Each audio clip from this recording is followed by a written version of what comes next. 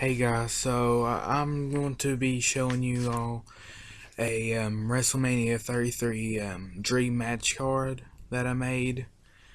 Um, this is what I personally would do if in WWE shoes, if assuming that everyone is healthy. Beforehand, I'm just going to assume that The Rock is doing movies, so he probably can't wrestle. If he did, then I probably would do a certain match, but if he's off filming movies, then he can't really wrestle in any like aggressive capacity. So let's get started with it. So the first match, the pre-show, we have three pre-show matches.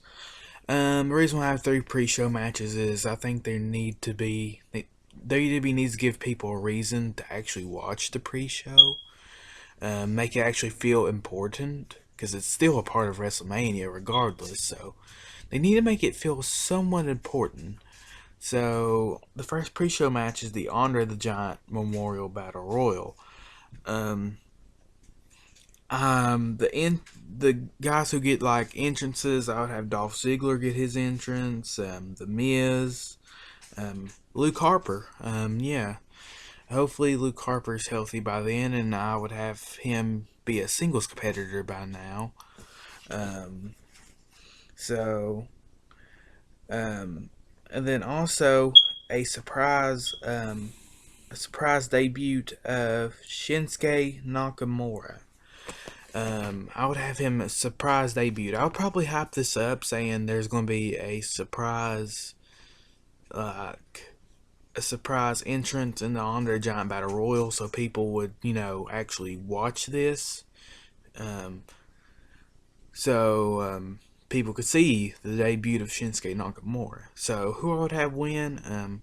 I'd have it come down to Luke Harper and Shinsuke Nakamura. I think that could be Shinsuke Nakamura's first feud on the main roster. Because I think Luke Harper's a really good worker, and I have Shinsuke Nakamura win the Battle Royal, which I'd be fine with Luke Harper winning it, but I would have Shinsuke Nakamura winning this. Hopefully the fans give him a big pop because he is very very over in NXT. He should be over with that crowd. So the second match is a fatal four-way tag team match for the tag team championships. So the Bullet Club is the champions. Doc Gallows and Carl Anderson versus Enzo Amore and Big Cass versus the New Day versus the Vaudevillians. Yet again, this is a really big match, which could be on the main show, but I have the main show so like stacked right now. But since it's on the pre-show, I'll have it. Maybe it'll get more time. Maybe. I personally had the Bullet Club retain. And then maybe Gable and Jordan debut the next night on Raw, and they could do a program with them. That would be amazing. So yeah, I would have the Bullet Club retain. So the last pre-show match is the Fabulous Moolah Memorial Battle Royal. This is kind of a battle royal for the women. I would give a stipulation that the winner gets a WWE Women's Championship match at the next pay-per-view, which I believe would be Extreme Rules.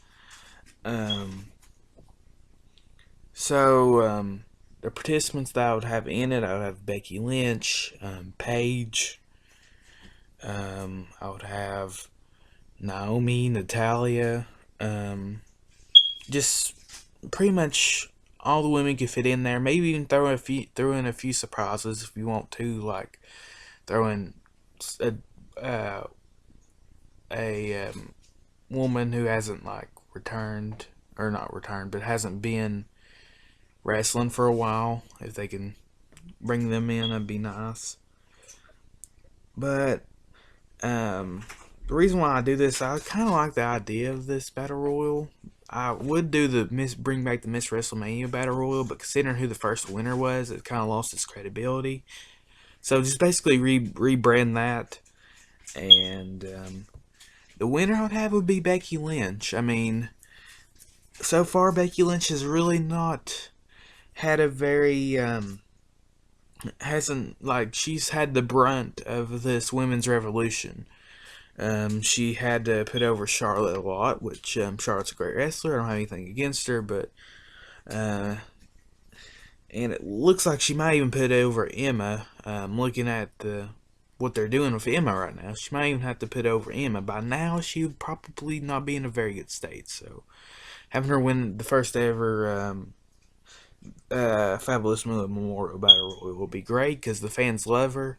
And yeah, that's the end of the pre-show. This is the whole pre-show. I just hope that I think this would seem very important, to as just as important as maybe the main card. So the main card, I would kick it off with the Money in the Bank ladder match. Yes, I would bring back the Money in the Bank ladder match. What's the use of just having these random ladder matches for the title? Why not make it a Money in the Bank ladder match? I mean, the original reason why they brought back the Money in the Bank ladder match, or not brought back, but had it its own pay-per-view, was because there was two championships, the World Heavyweight and the WWE Championship, so they could have like two Money in the Banks. That's the reason why they made it a pay-per-view, I thought. But since it's just one main championship, there's not really a use. Unless they do a woman's Money in the Bank ladder match, which would be pretty awesome, but I doubt they do that. So this is just assuming that the Money in the Bank guys already cashed in, which I'll bring that in. I'll talk about that later. But the participants I have in this would be AJ Styles, Baron Corbin, Apollo Crews, Chris Jericho, Neville, and Kalisto. This has to be a really big match because this is the big return of the Money in the Bank ladder match at WrestleMania. So I have some pretty big stars like Styles, Corbin, and Crews in there. By then, I think they would be pretty upper card close to, because I think Vince is really high on those three. Hopefully, he's high on Styles because he's a great talent. I would have Styles win. I'm assuming that Styles doesn't win the championship at Payback. And then he finally gets his chance here to, so to like win to actually like win a title and everything. Or he'll have the opportunity to cash in. So I would have AJ Styles the Money in the Bank winner. So the second match on the main card is the Intercontinental Championship match, with championship on Cesaro, and he's taking on Sami Zayn. They've had matches in NXT that were amazing. I don't see how anyone wouldn't want to see this match because both of these guys are great workers. I think Cesaro could add he'll make the title seem more important if you give him a very, very long run. Now, right here, I'd probably put the title on Sami Zayn. This could be just the face versus face rivalry. They could turn Cesaro heel, but this could just be a face versus face rivalry, which I'd be fine with, and I would have Sami Zayn winning. He gets his big WrestleMania moment. Cesaro works a great match. Yeah, this would be. I think this would be a really good match. So the next match is the WWE Women's Championship match with the current champion Sasha Banks versus Bayley. This is a match that I believe everybody wants to see on the main roster eventually. I would have Sasha as the heel, obviously. Who would have win? Sasha Banks, because if you plan on having this a rivalry, then you usually have to have the champion retain first, and then the challenger starts working their way up back into winning it. So maybe Bayley wins it at like Money in the or not. Well, what would Money in the Bank wouldn't exist in my thing, but whatever pay-per-view would be there. So yeah, Bayley or Sasha Banks would win, retain her title. So yeah, so here's the first big like main event match I have on here. It's the Eater of Worlds Bray Wyatt, who would be a babyface, versus Triple H. The reason why I had this match on here is because which hopefully by now Triple H will be going back to putting people over in his matches. Because Bray Wyatt has really not had a good run with Wrestlemania, and Triple H can really work a really good match with Bray Wyatt. I feel that Bray Wyatt can really work a really good rivalry with Triple H, and yeah.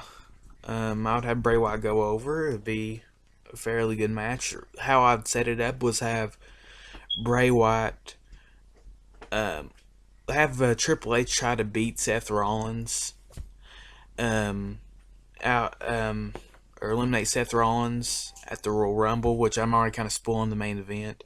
But Bray Wyatt ends up eliminating Triple H. Triple H gets mad and attacks Wyatt, and then they kind of get in a rivalry. Because Wyatt ruins Triple H's plan. So that's what I would have happen. The next match is the second kind of big main event, and it is the Undertaker's last match. This is assuming that Undertaker doesn't retire, which if he does retire, then I don't really think the Shane match was really a good thing to have Undertaker retire on. We should know when this is going to be the Undertaker's last match. So, the Undertaker versus John Cena. I'm not really a big fan of John Cena personally, but he can work. He can usually work a good match with almost anybody.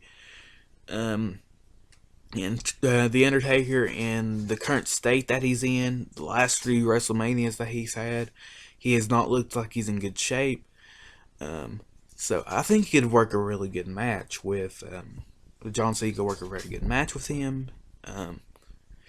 Because I think, like I said, John Cena, he's not really a stiff worker, so that would kind of have the benefit for the Undertaker.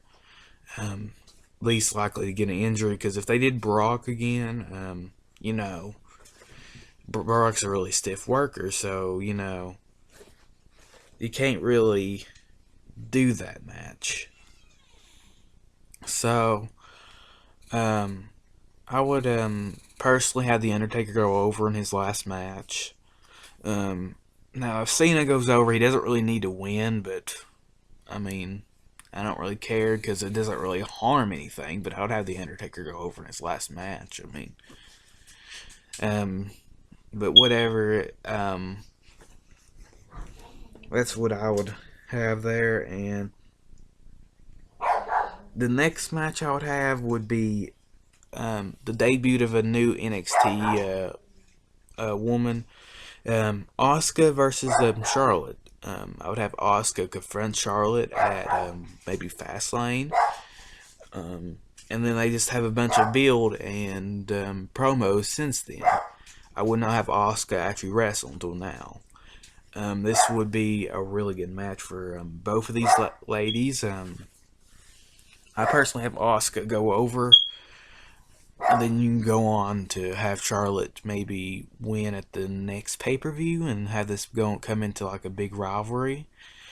But yeah, this would be a really good match, I think. This would be the third women's match on here.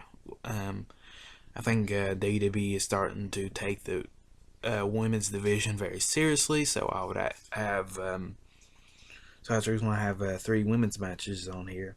So the next match, which this is a very long card, by the way, But the next match I have on here is a 2 out of 3 falls match between Randy Orton and Brock Lesnar.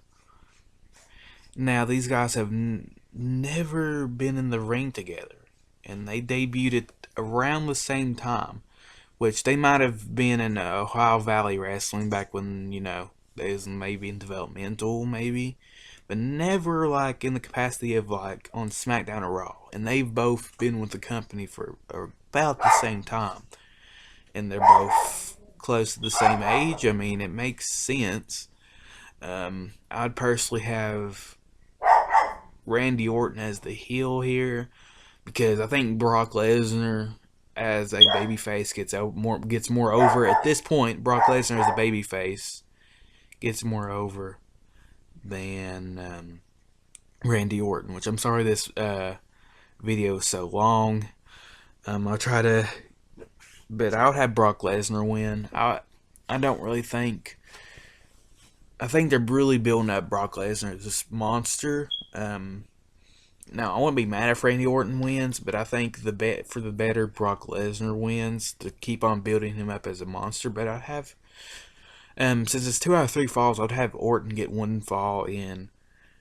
Possibly have it by underhand tactic, which I wouldn't do that. I think Orton's, good enough to get like 1 fall or whatever. But this would be a really good match, I think. So, the next match I have on here is a steel cage match for the United States Championship between Samoa Joe, who's the champion, versus Dean Ambrose. I would really, really like this match. Dean Ambrose is amazing on the mic, and so I also think Samoa Joe is a monster. And I think he'd do very, very good as a United States champion. I'd probably have him be the one who wins the title off of Kalisto. If they give Kalisto a very long run, then I would debut Samoa Joe around Survivor Series. TLC, somewhere around then. And I'd have him end up winning it.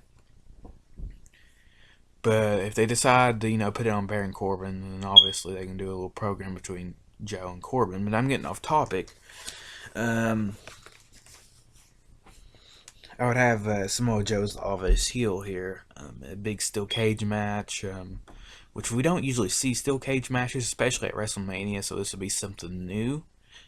I think it would be a really good match. So I would have Samoa Joe retain, just because if you plan on having this as a feud, like I said, if you plan on having it as feud of the future, you usually have to have your champion retained first, and then the challenger gets their big win at whatever.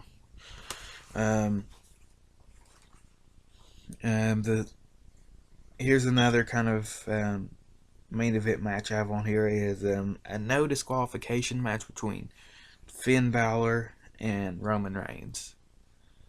Now, if The Rock is planned to actually wrestle in a wrestling capacity, it would have Roman Reigns versus The Rock. I mean, that would be a great match, but I'm just assuming that The Rock is off filming movies. I know this is a dream card, but I'm trying to make this somewhat realistic. So, Finn Balor as a babyface versus a heel Roman Reigns in a no disqualification match. I think it'd be great. I think people will get behind Finn Balor.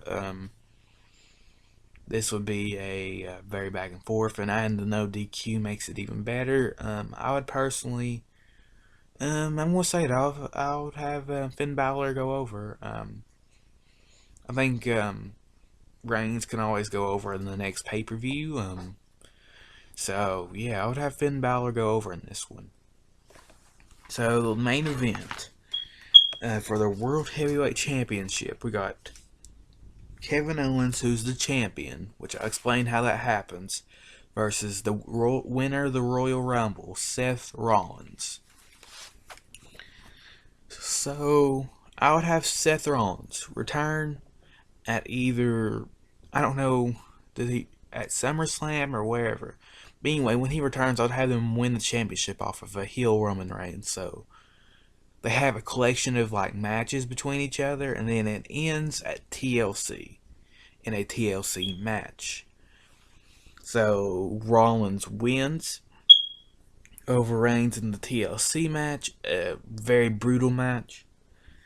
And then out comes the Money in the Bank winner, Kevin Owens.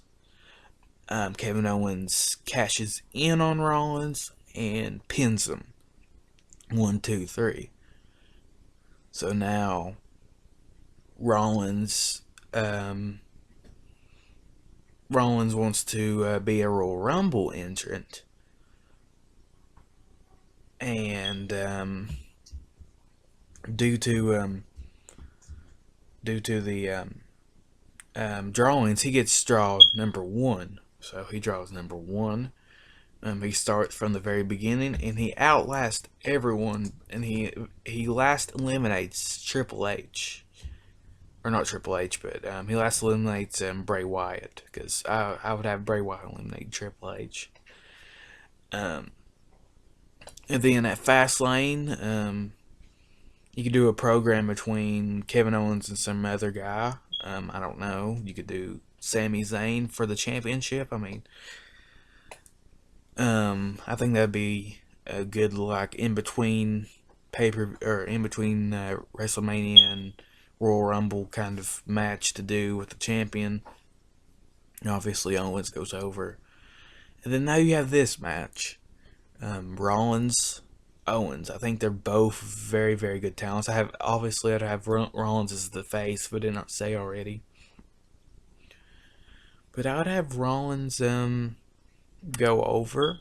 I wouldn't have anything against Kevin Owens going over. Actually, Kevin Owens, it would make more sense for him to go over, but usually 9 times out of 10, the pay-per-view ends on a babyface winning. And giving Seth Rollins another big like WrestleMania moment would be nice. I mean, he's already had one at WrestleMania 31, but this would be another big WrestleMania moment as a babyface. So yeah, I think this is how my card would be. In like a current situation of everyone being healthy. Now, injuries do happen, but that would be the way I would book it. Just tell me below how you would book WrestleMania.